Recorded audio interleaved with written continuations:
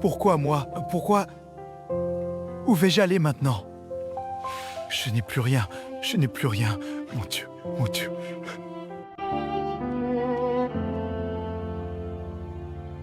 T'es malade ou quoi? Marche bien dans la rue, crétin!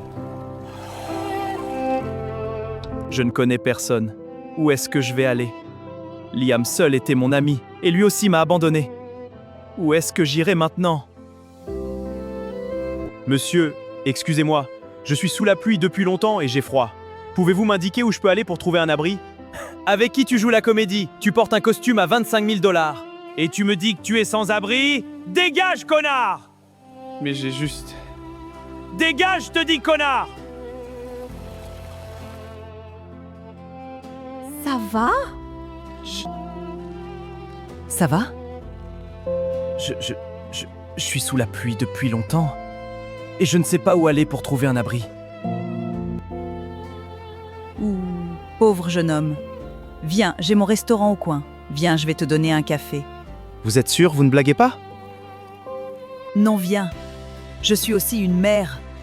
Je n'aimerais pas voir mon fils dans cet état.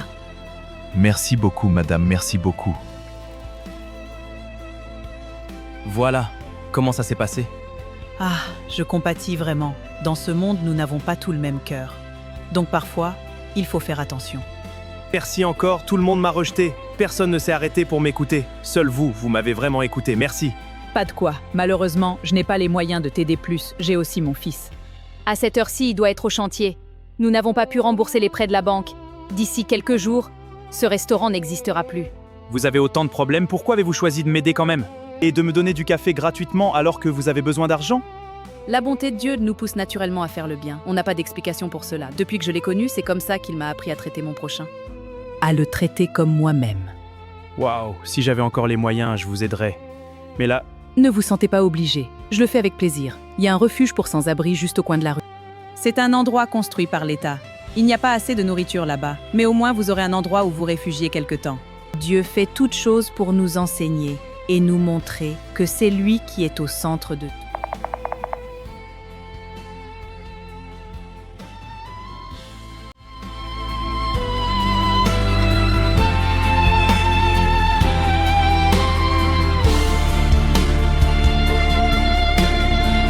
bonsoir les gars. Où est-ce que je peux trouver le refuge des sans-abri? On m'a dit que ça se trouvait dans le coin. Pourquoi vous demandez le refuge? En ce moment, c'est un peu compliqué pour moi. J'ai besoin d'un endroit où dormir en attendant de trouver un moyen. Regarde-moi ça! Le gars se paie notre tête. Quelqu'un avec un costume haute couture dit qu'il n'a rien. Rien que ce costume peut faire survivre quelqu'un pendant 1 an. Et il nous dit qu'il n'a rien. Tu sais pourquoi on est là. D'ailleurs, tu vas nous donner le costume. Les gars, je ne suis pas venu chercher des ennuis. Je demande juste mon chemin. Eh bien mon gars, si tu nous donnes pas le costume, ça va tout de suite devenir un problème. Je t'assure que par ici, personne ne viendra te sauver. On va te massacrer. Je n'ai même pas d'habit de rechange. T'en fais pas. On va vite te trouver quelque chose dans la poubelle à côté. Ah là, il est hors de question. Ce n'est pas une négociation, monsieur. C'est un ordre. Qu'est-ce que j'ai fait de mal pour mériter ça? Maman, où es-tu? Violard, s'il vous plaît, c'est ici le refuge des sans-abri? C'est ici. Vous voulez quoi? Je peux m'asseoir avec vous, monsieur? Pourquoi pas? Essayez-vous. Alors qu'est-ce qui vous amène ici, jeune? Vous êtes si jeune et pleine de vie. Comment vous vous êtes retrouvé dans cet état? C'est une longue histoire, monsieur. C'est une longue histoire. Mais d'un côté, je dirais que je l'ai mérité. Crois-moi, fiston, personne au monde ne mérite d'être ici. J'arrive pas à imaginer que des gens vivent dans cette condition, dans ce monde. J'étais tout là-haut. Je ne comprenais rien. Maintenant, je vois tout. En fait, c'est juste la grâce qui a fait de moi ce que j'étais. Seigneur Dieu, si tu existes vraiment, sors-moi de là. Rétablis-moi et je t'assure que je ne mépriserai plus personne. Je sais maintenant que mon argent n'était pas la solution à tout. La solution, c'est toi et personne d'autre. Je te demande pardon. Pardon de t'avoir offensé.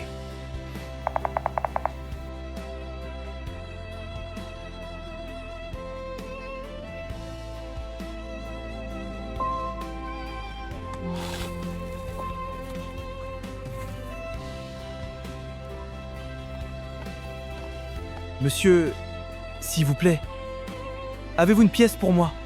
Je n'ai rien mangé depuis ce matin. Ça me permettra juste de prendre de l'eau. Tu es malade ou quoi? En quoi ça me concerne si tu n'as pas mangé depuis ce matin?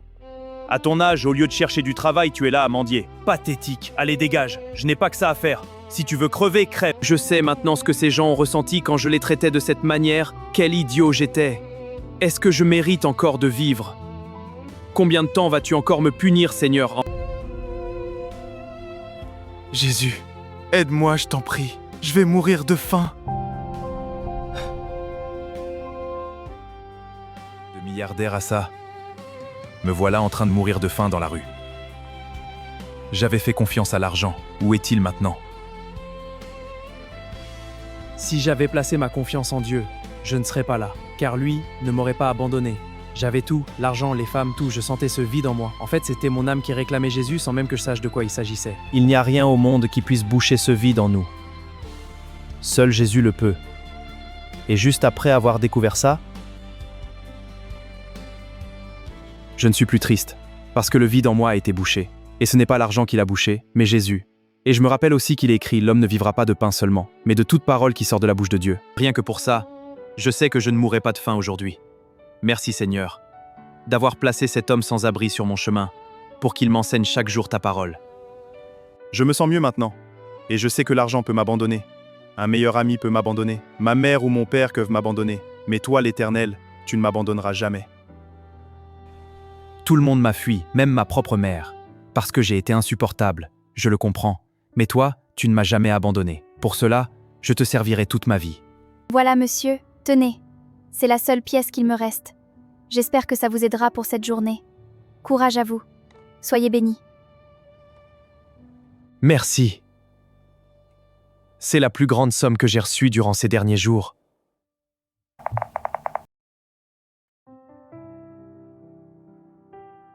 Tu es vraiment un bon garçon, tu sais. On peut tous faire des erreurs. Et Dieu a été le premier à te pardonner. Maintenant, il faut retrouver ta mère pour également t'excuser auprès d'elle. Vous avez raison, il faut que je la retrouve. Mais je ne sais pas par où commencer. Même quand j'avais les moyens avant, je n'ai pas réussi à la retrouver. Alors maintenant que je n'ai plus rien, comment faire? Oui. Prions ensemble pour que le Seigneur nous montre quelle direction prendre.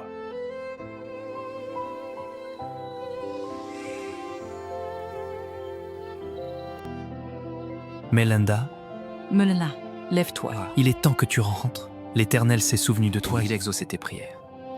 Car ton fils a été restauré. T'es restauré.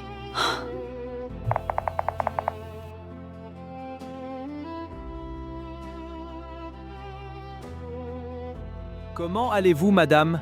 J'allais justement vous appeler, mais je ne connais pas votre numéro. Je voulais vous parler de Malik. C'est à propos de lui que j'appelais. Je n'ai plus de nouvelles de lui depuis longtemps. Comment vas-tu? J'ai fait un rêve très étrange hier. Très mal, madame. Actuellement, j'ai envoyé des gens à sa recherche. La femme qu'il a épousée dans la précipitation après notre départ l'a ruiné. Maintenant, on ne sait même pas où il est. Elle a tout récupéré. Même votre maison. Comment est-ce possible? Mon fils! Il est maintenant temps que je revienne. Je vais récupérer tout ce que cette voleuse a pris à mon fils. C'est le fruit du dur labeur de mon mari. Avez-vous besoin de mon aide, Madame Sa? Je peux envoyer mon armée d'avocats. J'ai une réunion très importante demain. Dès que je finis, je vous rejoins. D'accord, Liam. Merci. Je vais envoyer quelqu'un vérifier et je te fais le retour. D'accord, Madame. Ah, cette vie de milliardaire. C'est vraiment super. Ça ne fait que 3 mois. Mais j'ai l'impression d'avoir vécu comme ça toute ma vie. Tout le monde me respecte maintenant. Pour rien au monde, je ne retournerai dans mon ancienne vie. Il est hors de question.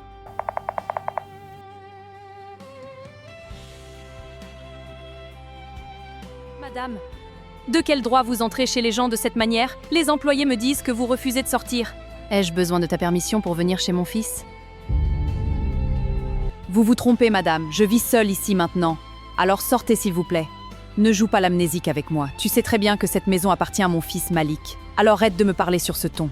Malik est votre fils? Ah, je vois. Il n'était pas de taille, alors est allé chercher sa maman. Le fils à maman, pathétique. Madame, je suis divorcée de votre fils. Et cette maison, je l'ai obtenue légalement. Alors ce n'est pas ici que vous devriez venir vous plaindre, mais au juge qui a décidé que cette maison m'appartenait. Ah, Parlons de la loi alors. Oui, tu as récupéré tous les biens de mon fils avec ton contrat, d'accord. Mais cette maison n'appartient pas à mon fils. Mon mari l'a achetée sur fonds propres pour notre fils. La maison est en mon nom et mon mari et je ne suis à vie. Et tout a été préparé pour que quoi qu'il arrive, notre fils ne se retrouve jamais à la rue. Alors petite question madame, qu'est-ce que tu fais dans ma maison? Tu n'as plus aucun lien avec mon fils, avec moi ou avec mon mari?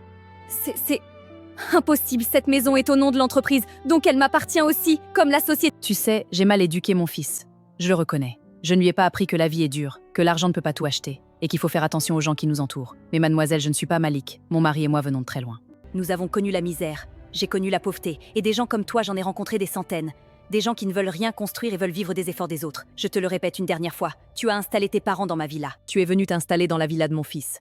Ces biens immobiliers ont été achetés sur fonds propres, pas au nom de mon fils. Alors je vous donne 24 heures, toi et tes parents, pour quitter ma maison. Sinon, vous serez considérés comme des cambrioleurs. Et je t'assure, s'il arrive quelque chose à mon fils dehors sous le froid, il n'y aura personne pour te sauver dans cette ville. Et pour l'entreprise, pas de précipitation. Je vérifie encore une dernière chose. Et dès que ce sera confirmé, je descendrai là-bas. Et je t'assure que tu quitteras tout ça comme tu es venu, sans aucun sou en poche. 24 heures, je dis bien 24 heures. Mais c'est impossible. Malik n'avait pas dit qu'il avait une mère. Ah si, mais il avait dit qu'elle l'avait abandonné. Ah, ce n'est pas vrai. Mon plan parfait est en train de s'écrouler sous mes yeux. Qu'est-ce que je vais faire? Cette femme me fait vraiment peur. Il faut que j'appelle papa et maman vite. Ils doivent quitter la maison avant que cela ne dégénère. Madame, nous avons cherché dans presque toute la ville. Aucune nouvelle de lui. Et s'il lui est arrivé quelque chose, quel genre de mère je serais? S'il est devenu comme ça, c'est de ma faute. Et au lieu de le supporter, j'ai fui. Ce n'est pas votre faute, madame, ce sont ses propres choix. Et je vous dis que Dieu ne fait jamais les choses à moitié. Quand il agit, il va jusqu'au bout. S'il était arrivé quelque chose à Malik, Dieu ne vous aurait pas dit de rentrer. Il est fidèle, madame. On va retrouver Malik. Avec les 25% que tu n'as pas voulu prendre dans l'entreprise. J'avais encore des voix là-bas, donc j'ai pu réunir les actionnaires. Et la majorité a compris elle aussi que cette femme était une arnaqueuse, qu'elle n'était pas apte à gérer l'entreprise. Et les enquêteurs ont découvert qu'à cause des dettes de son père, au début elle se cachait. Donc le contrat que Malik a signé était sous un faux nom. Elle se faisait appeler Laura, alors qu'en réalité elle s'appelle Nora. Donc le contrat est caduc. Cette femme n'a plus rien maintenant. L'Éternel l'a livrée entre mes mains. Aujourd'hui, je vais en ramasser le plus possible. Comme ça, j'aurai assez d'argent pour acheter du pain à tout le monde au refuge. Même un petit bout chacun, c'est déjà super. Le reste, c'est Dieu qui gère. Laughter!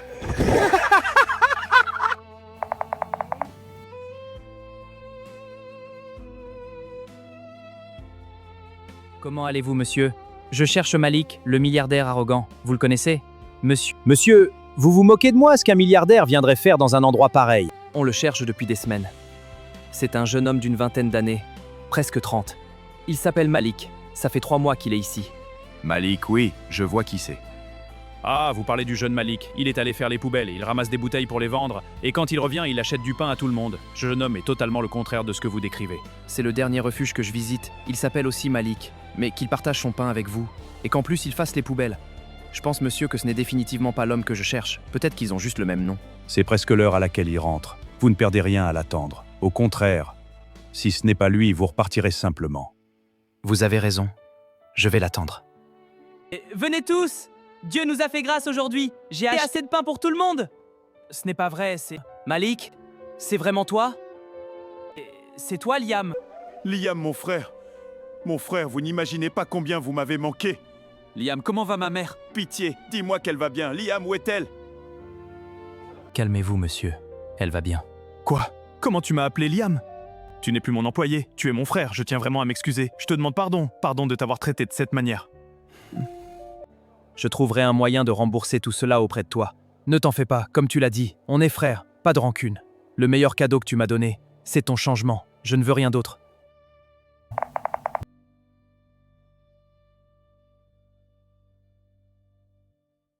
Maman, je suis vraiment désolé pour tout ce que je vous ai fait subir, à toi et papa. Pardonne-moi, je passerai le restant de mes jours à me faire pardonner. Oh Malik. Lève-toi mon fils, tu es déjà pardonné. C'est le plus grand cadeau que Dieu m'a donné, ta transformation. Merci Jésus, merci Seigneur.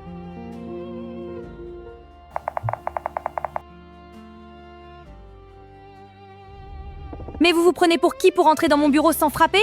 Je suis la PDG de cette entreprise. Vous ne l'êtes plus depuis 48 heures, madame. Vous avez été bannie par les actionnaires. Monsieur Malik reprend les rênes. Et vous êtes en état d'arrestation pour fraude et usurpation d'identité. Vous avez le droit de garder le silence. Vous faites erreur, c'est moi la PDG, c'est moi la patronne. Me touchez pas, ne me touchez pas. Maman, durant ces 3 mois, j'ai compris l'importance de ce que je possède. Et j'ai décidé de donner la moitié de ma fortune pour créer une association afin d'aider les sans-abri. Et je voudrais que le vieux du refuge soit à la tête du projet. Et il y a aussi une femme, elle tient un petit restaurant à côté. Je voudrais rembourser ses dettes et lui ouvrir un restaurant plus grand. Et je voudrais également que son fils vienne travailler avec moi dans mon entreprise. Ce sont les personnes que Dieu a placées sur mon chemin pour m'aider. Et maintenant, je voudrais leur rendre l'appareil. Liam, mon frère, tu vas m'aider à faire tout ça. Et j'ai également besoin de tes conseils. D'accord, mon frère, on le fera ensemble.